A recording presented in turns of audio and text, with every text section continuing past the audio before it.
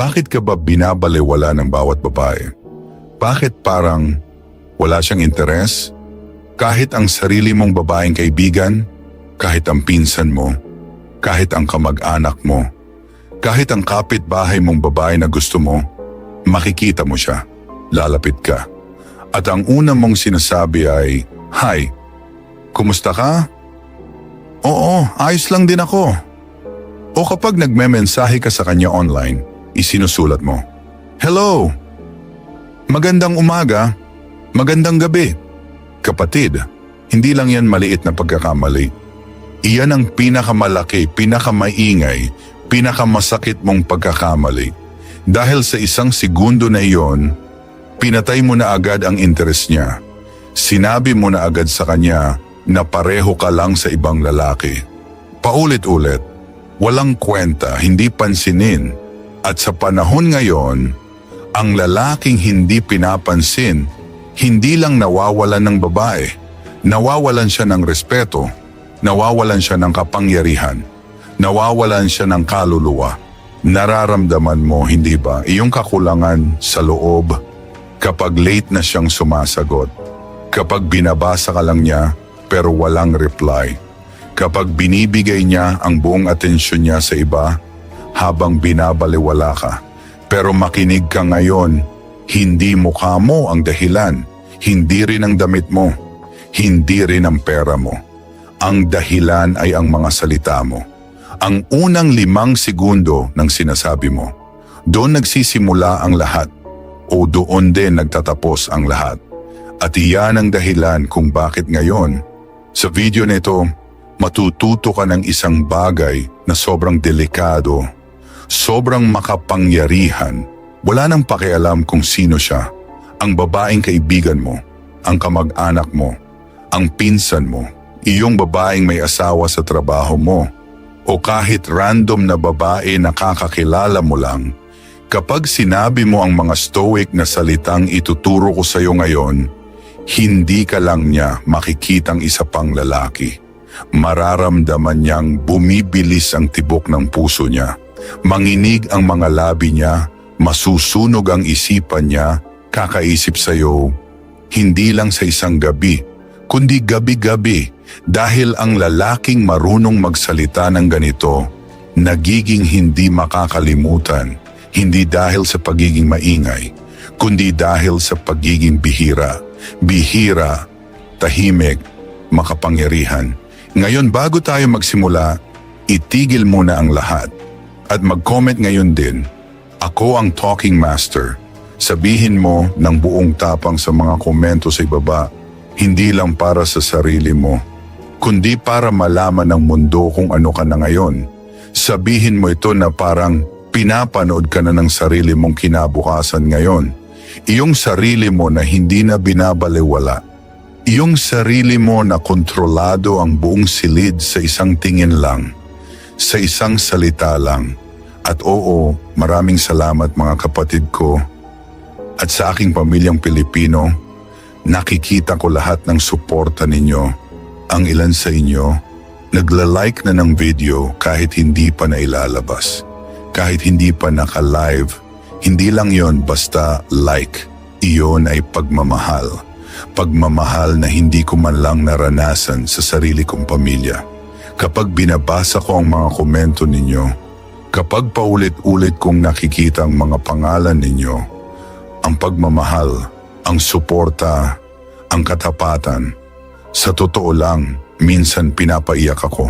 Mag-isa lang, pero hindi dahil mahina ako, kundi dahil malakas ako. Dahil alam ko, kahit makalimutan ako ng buong mundo, kahit pagtaksilan ako ng pamilya, nandito pa rin ang mga kapatid na tulad mo. Kaya mula sa puso ko, maraming salamat. At tandaan, panoorin ang video na ito hanggang sa dulo. Dahil ang huling 2 punto na ibabahagi ko ngayon, hindi lang basta random tricks. Iyan ang mga lihim na sandata. Kung mamimiss mo sila, mamimiss mo ang lahat. Sige na, simulan na natin. Ngayon, bago tayo pumasok sa eksaktong mga salita, bago ko ibunyag ang 8 stoic na paraan para pag nasaan ka niya, May isang bagay kang kailangang itanim sa isipan mo. Hindi lang marinig, hindi lang malaman, kundi maramdaman sa iyong mga buto. Kapag nakikipag-usap ka sa kahit anong babae, kahit ito ay babaeng kaibigan mo, ang pinsan mo, ang kapitbahay mo, ang babae sa opisina, kahit iyong babaeng may asawa na palihim kang tinititigan kapag walang nakakakita, dapat mong laging tandaan ang panuntunang ito. Huwag na huwag mong aalisin ang iyong mga mata sa mata niya. Kapag ang mga mata mo ay gumagala kung saan-saan, kapag tumitingin ka sa sapatos mo, kapag nakatingin ka sa sahig, kapag iniiwasan mong tingnan siya, hindi ka lang mukhang mahina, ramdam mo rin ang pagiging mahina. Sinasabi mo agad sa kanya, hindi ako ang lalaking iginagalang mo. Hindi ako ang lalaking pinapangarap mo. Pero kapag pinanatili mong nakatitig sa kanya, kalma, matatag, parang lalaking hindi kailangang magmakaawa, parang hari na nakaupo sa kanyang trono, hindi mo na kailangang magsalita ng kahit isang salita. Ang katahimikan mo na ang nagsasalita para sa iyo. Ngayon idagdag mo ito. Panatilihing tuwid ang katawan mo. Walang baluktot sa likod. Walang katamaran sa tindig. Walang pagyuko na parang alipin. Tumindig na parang hari. Lumakad na parang leon. Umupo na parang pinuno. Dahil ang tindig ay isang wika. Bago pa magsalita ang bibig mo, nasabi na ng katawan mo ang lahat sa kanya. At kung maaari, gumamit ng kamay habang nagsasalita. Hindi sobra. Hindi sa nerbiyosong paraan, kundi sapat lang para ipakita ang enerhiya, para ipakita ang buhay, para ipakita ang kumpiyansa. Nagbibigay ito ng tiwala, nagbibigay ito ng kapangyarihan. Ngayon kung nag-chat-chat ka online, ganun din ang panuntunan, pero sa digital na paraan. Gawing komplikado ang mga text mo. Huwag kailanman magkamali sa spelling. Huwag magsulat na parang tamad o wala sa sarili. Dahil kapag nagtatype ka ng may pag-iingat, ipinapakita mong may halaga ka. Bawat mensaheng ipinapadala mo, iyan ang imahe mo. Tandaan mo ito, ang hari ay hindi nagpapadala ng magulong sulat. Ang pinuno ay hindi nagsasalita ng walang kwentang salita. Pinakamahalaga, kahit harap-harapan o online, magsalita ng kaunti, makinig ng mas marami. Ang bihirang lalaki ay nagsasalita ng may bigat, pero nakikinig ng may pasensya. Habang mas nakikinig ka, mas kontrolado mo ang lahat. Dahil ang babae ay nagbubukas ng kaluluwa, hindi sa pinakamaingay na lalaki, kundi sa pinakatahimik na lalaki. Malinaw na? Maganda. Ngayon, lumapit na tayo sa totoong stoic na mga salita ngayon. Hindi ito basta random na linya. Ito ang 8 paraan ng pagsasalita para kahit ang babaeng akala mo ay walang pakialam, ang babaeng akala mo ay masyadong mayabang, masyadong abala, masyadong distracted, ay magsisimulang magnasa sa'yo. Sa paraang hindi niya kailanman inamin noon, magkakaroon siya ng pagnanasa sa boses mo, pagnanasa sa katahimikan mo, pagnanasa sa presensya mo. Simulan na natin. Isang kapag napansin mo siyang malalim ang iniisip, sabihin mo, mabigat ang araw, isipin mo ito. Pumasok ka sa isang coffee shop, o baka nasa opisina ka, o baka nakaupo lang sa labas ng bahay mo. At andyan siya, isang babaeng mag-isa, hindi nakangiti, hindi nagsasalita. Basta, nariyan lang, ang mga mata niya ay hindi nakatingin sa mundo. Ang isipan niya ay kung saan-saan. Baka nakatitig lang siya sa cellphone niya, baka nakatingin lang sa langit. Pero nararamdaman mo, mababa ang enerhiya niya, mabigat ang kaluluwa niya. Ngayon karamihan sa mga lalaki ay gumagawa ng parehong pagkakamali dito. Nakikita nila siya at agad nilang sinasabi ang pinakamasamang mga salita. Hi, excuse me, hello, kapatid. Sa oras na sabihin mo yan, Tunog ka na agad na parang lahat ng lalaki. Paulit-ulit, mapapalitan, makakalimutan.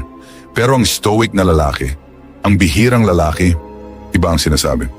Tahimik, kalma, makapangyarihan, lalapit ka lang, mga matay matatag, katawan ay kalmado, at sasabihin mo, mabigat ang araw, iyon lang, 2 salita, walang desperasyon, walang pagmamakaawa ng atensyon, walang sobra-sobrang paliwanag, hindi mo hinihingi ang mundo niya, napapansin mo lang ito, pinagmamasdan mo, binabanggit mo.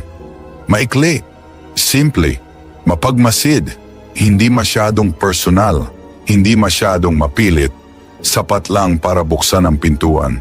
At kapag sumagot siya, kahit sabihin niya, yeah, kaunti, o medyo, o kahit ayos lang ako.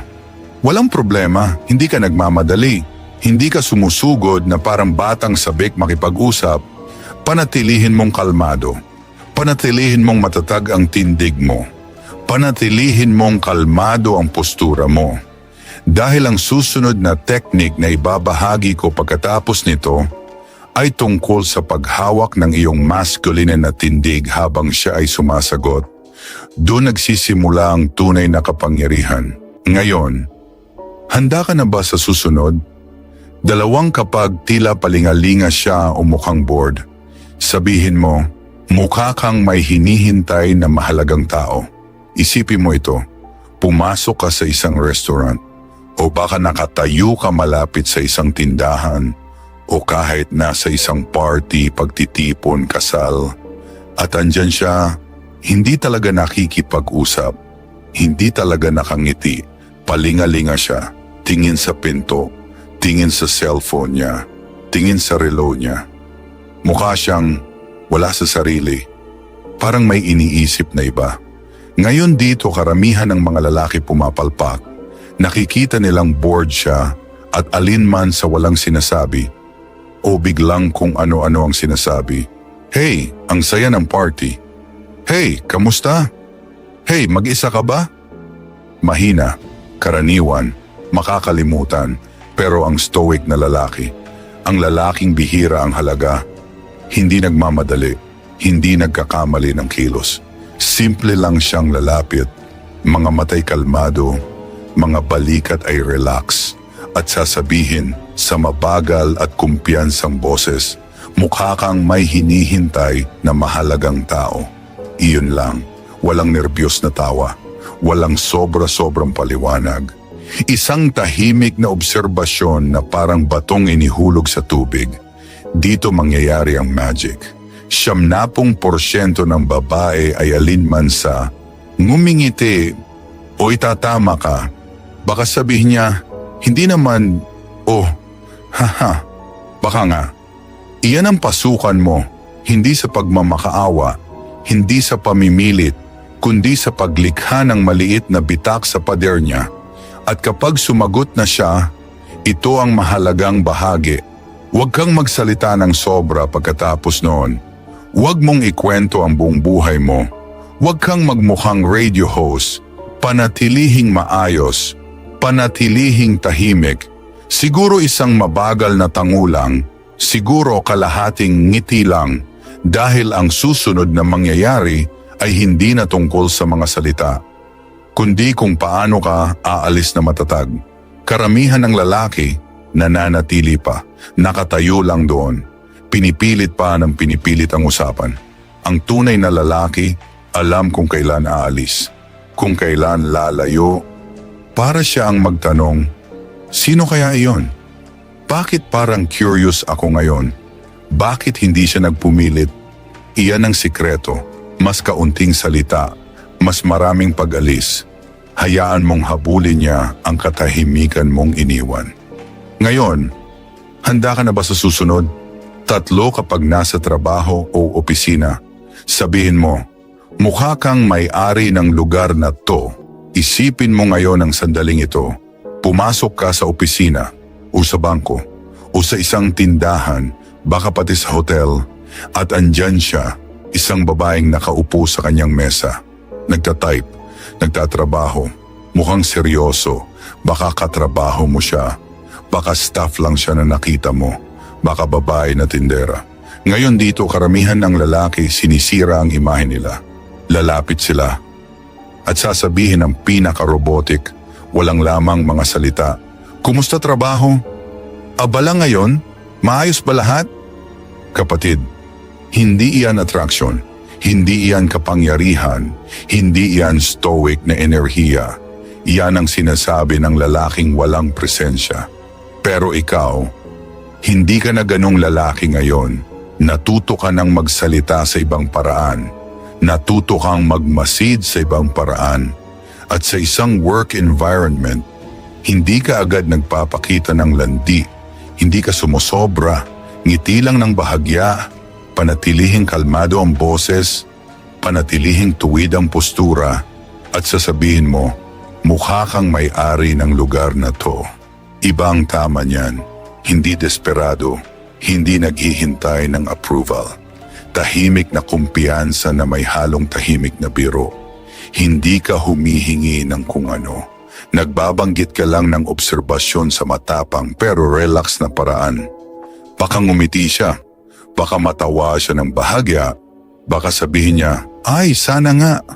Oh nagtatrabaho lang ako dito. Iyan ang pasok mo, pero makinig kang mabuti. Iyan ay workplace energy lang. Ang workplace energy ay hindi tungkol sa paghahabol. Hindi tungkol sa pilit na malalim na usapan agad. Ito ay tungkol sa pagtatanim ng buto. Pag-iiwan ng maliit na marka. Hayaan siyang maramdaman ang kakaibang kalmado mo sa lugar na puno ng stress, ingay at boring na mga lalaki. At ngayon, kapag tungkol na sa social circle o mga kaibigan, iba na naman ang label niyan. May isa pang panuntunan na dapat mong sundin. Dahil sa mga kaibigan, pinsan, pagtitipon, nag-iiba ang enerhiya, hindi na profesional, personal na ito. At kapag nagsasalita ka ron, dapat kontrolado mo hindi lang ang mga salita mo, kundi pati ang reputasyon mo. Ngayon, handa ka na ba para sa susunod na level? Tuloy tayo. Warfare kapag pamilya o kaibigan ang kasama, sabihin mo, parehong enerhiya gaya ng dati o iba ngayon. Isipin mo ngayon ang sandaling ito, isang pagtitipon ng pamilya o baka kaarawan ng kaibigan. Isang kasalan o simpleng salo-salo sa bahay ng kakilala at andyan siya, iyong babaeng pinsan, iyong dating kaklase, iyong kaibigan ng kaibigan na nakita mo na noon. Baka nakapag-usap na kayo minsan, baka hindi pa. Pero dito karamihan ng lalaki ay nalulubak sa parehong bitag. Lalapit sila at parang robot sasabihin nila, "Kumusta ka? Ano balita? Okay ka lang?" Kapatid, sa isang family event o social gathering, iyan ay parang ingay lang sa background. Hindi iyon kapangyarihan, hindi iyon respeto. Iyan ang sinabi na ng 50 ibang tao sa kanya. Hindi niya na maalala kung sino ang nagsabi. Pero kapag dumating ka na kalmado, balikat ay nakatindig, boses ay matatag, mga mata ay nakatuon, at imbes na, "Kumusta ka?" sasabihin mo, parehong enerhiya gaya ng dati o iba ngayon. Ngayon, mapapaisip siya, mapapahinto siya. Hinila mo na siya palabas ng autopilot. Dahil ngayon, hindi na ito basta maliit na usapan. Ngayon tungkol na ito sa sandali. Ngayon tungkol na ito sa enerhiya. At karamihan sa mga babae, hindi sanay na may lalaking napapansin ang mga ganitong bagay. Baka sabihin niya, pareho lang o hindi, medyo iba ngayon. Iyon maliit na pagbabago ay gumagawa ng tensyon, curiosity. Ngayon iniisip ka na niya, imbes na cellphone niya ang iniisip. At kapatid, kung nararamdaman mong ito ang totoong laro, hindi fake pick-up line energy. Kung nararamdaman mong ito ay bihirang masculine control, hindi iyong murang internet advice, mag-like ka na sa video na ito ngayon din. Ngayon mismo, hindi mamaya. Para malaman kung isa ka sa mga lalaking totoong natututo nito. Hindi lang nanonood kundi sumisipsip ng aral. Ngayon, para sa mga public place na sitwasyon, kapag hindi party, hindi trabaho, hindi pamilya, kundi random, purong buhay publiko. Diyan papasok ang susunod na panuntunan. Handa ka na ba? Tuloy tayo. Friar kapag random na tao sa publiko. Sabihin mo, kalma parang linggo o may paparating na bagyo? Isipin mo ito. Nakatayo ka sa bus stop, baka nakapila sa coffee shop, o tahimik lang na nakatayo sa mall. At sa tabi mo, isang babae. Hindi mo siya kilala, hindi mo siya katrabaho, hindi mo siya kamag-anak. Basta, random lang na babae. Ngayon karamihan ng lalaki sa sandaling ito either natutulala o nagsasabi ng pinakawalang kwentang mga salita. Hello? Excuse me? Ganda ng panahon. Kapatid, iyan ang pinakamabilis na paraan para maging invisible ka. Dahil kapag nasa publiko, kapag stranger talaga, hindi ito tungkol sa kung anong sinabi mo. Tungkol ito sa kung gaano kakalmado at bihira ang dating ng enerhiya mo. Kaya imbes na biglang magsabi ng mahina at walang saysay, ganito ang gawin mo. Tumayo ka lang dyan. Balik at relax, mata kalmado, at sa chill, mababang tono, na parang walang big deal, na parang nag-iisip ka lang ng malakas. Sasabihin mo, kalma parang linggo o may paparating na bagyo? Yun lang.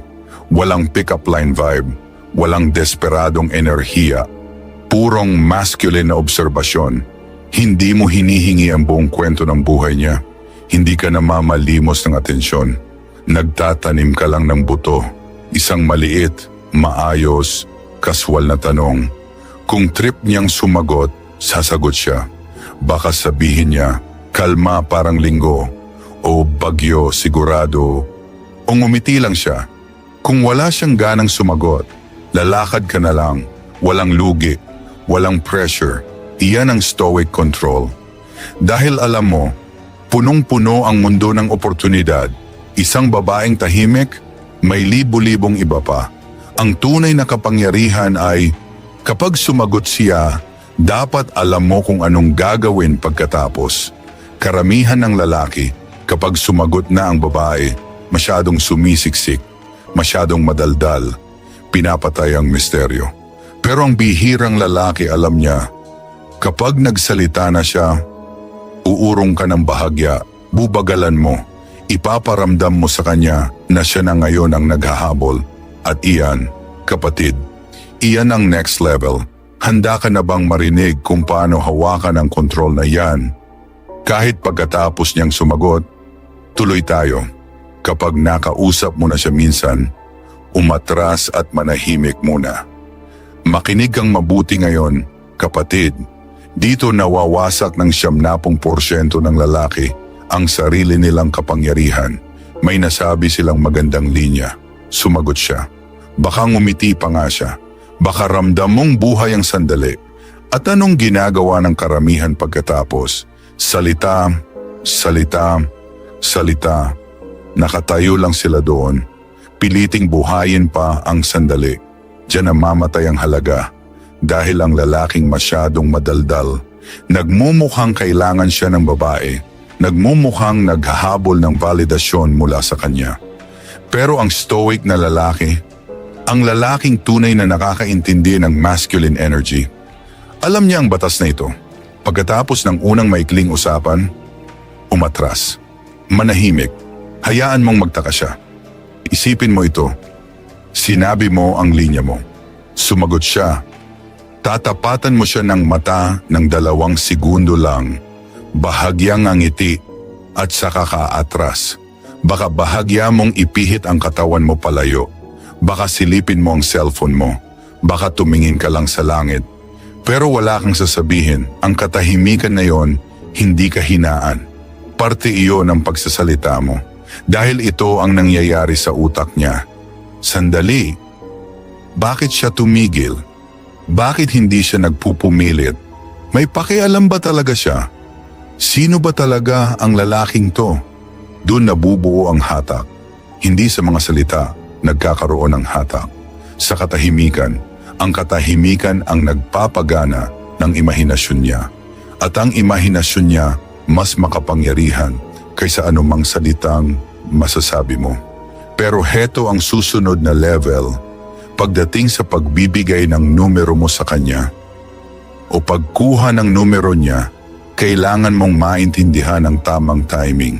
Hindi ito tungkol sa pagmamakaawa, hindi ito tungkol sa paghingi agad-agad. Ito ay tungkol sa pagpaparamdam na parang regalo yon. Ngayon, handa ka na bang matutunan kung paano nagbibigay ng numero ang bihirang lalaki? Nang hindi nagmumukhang kailangan siya ng babae, tuloy tayo sa susunod na hakbang. 7. Kapag paalis ka na sa usapan, sabihin mo, kung sakaling magtagpo ulit ang hangin, baka makapag-usap pa tayo. Makinig kang mabuti. Tama ang ginawa mo hanggang ngayon. Lumapit kang kalmado. Nagsalita ka ng bihira at makapangyarihang mga salita. Matatag ang postura mo. Hindi ka naging madaldal. Hindi ka nagtagal ng sobra. Ngayon, panahon na para umalis. Pero dito karamihan ng lalaki nagkakamali sa huling sandali. Sinisira nila ang lahat ng silent power nila. Sa biglaang paglipat sa pagmamakaawa. Pwede bang kunin ang number mo? Magkita tayo ulit? Idagdag mo ako sa Instagram?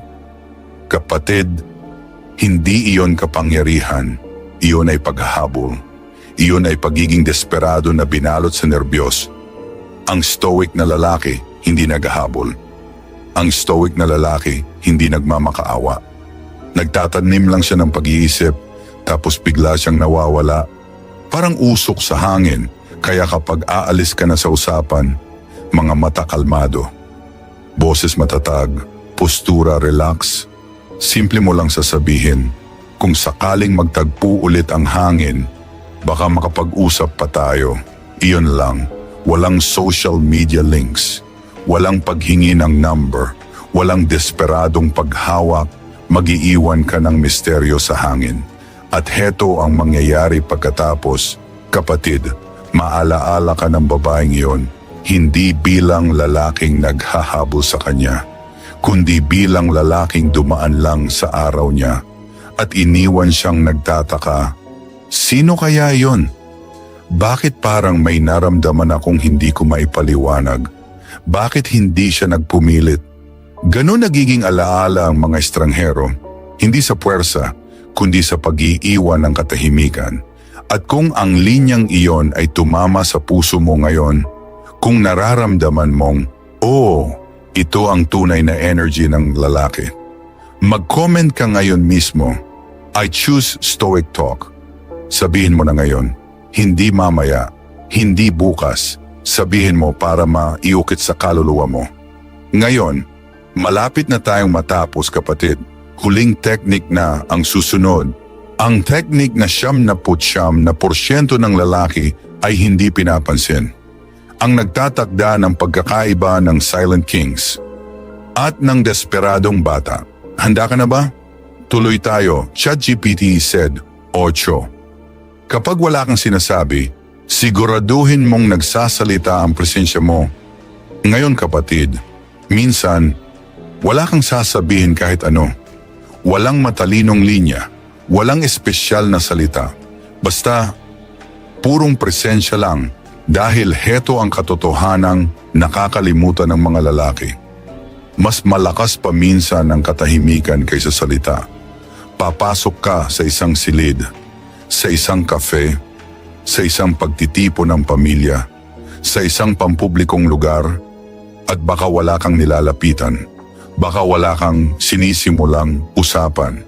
Pero kahit sa katahimikan na yon, nagsasalita ka pa rin sa pamamagitan ng kilos ng katawan mo, sa pamamagitan ng pagtingin ng mga mata mo, sa pamamagitan ng kalmadong, kontroladong enerhiya na bumabalot sa iyo parang tahimik na bagyo.